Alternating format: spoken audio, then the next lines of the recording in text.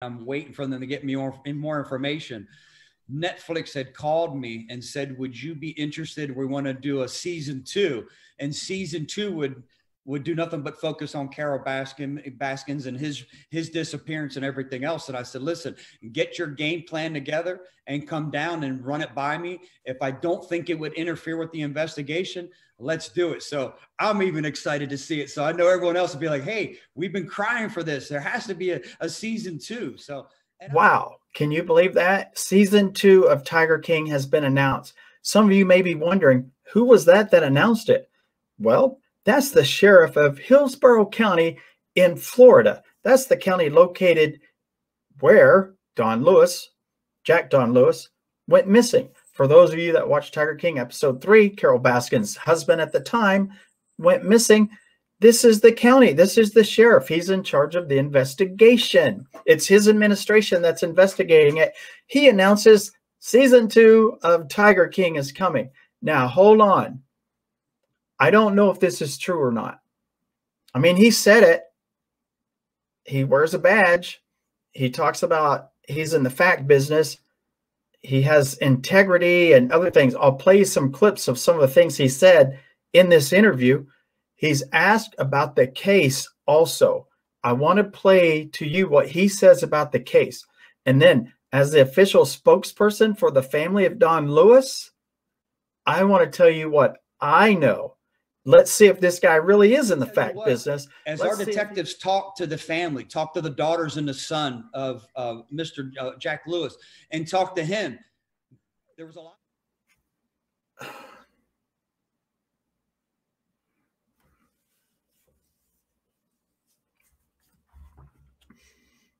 Well, I'll put a link to that video in the description of this video. He said the detectives have talked to the family, the daughters, and the son of Don Lewis. His administration has talked to one daughter, and I was there when it happened. She demanded a meeting with them. I was to attend. I did most of the talking. She hardly said anything. The other 2 daughters have not been contacted, nor have they talked to the sheriff's department. Don Lewis's ex-wife, Gladys, talked to the sheriff back at the time, to David G. She said he came by for a couple of minutes. That's the last she's ever been contacted by them. Now, as the official spokesperson for the Don Lewis family, I can tell you Gladys, Linda, and Gail have not talked to the sheriff's department. And the son of Don Lewis, Danny, he hasn't been talked to either. I just talked to him yesterday, or he talked to me, actually. He emailed me yesterday. I've talked to him. I talked to him on the phone for like 40 minutes. I've talked to him numerous times via email. He's never been talked to by this administration. Why is the guy who's in charge of this investigation, the sheriff, saying that they've talked to this family when they haven't? I don't understand why someone would say that. And everyone who watched that video and other people, I'm sure they've told people they're investigating this case and the families talk to them and blah, blah, blah. They don't know if it's true or not, but I do.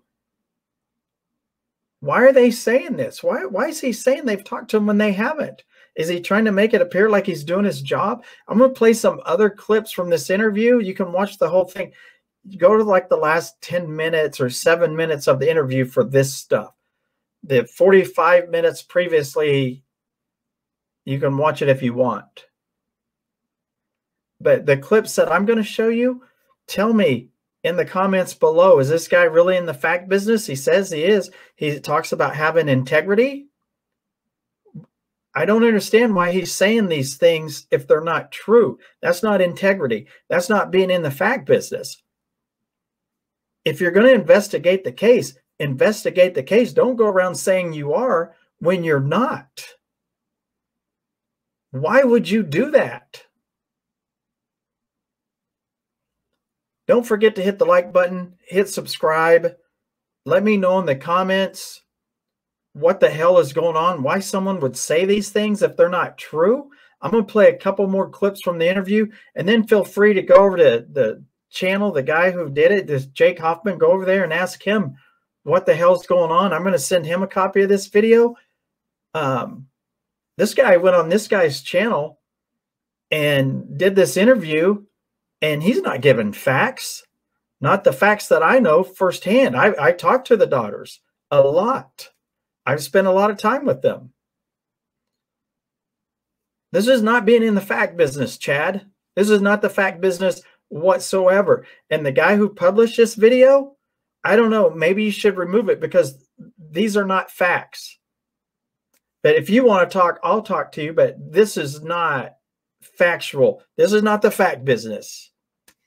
I'm Ripper, and I'm out.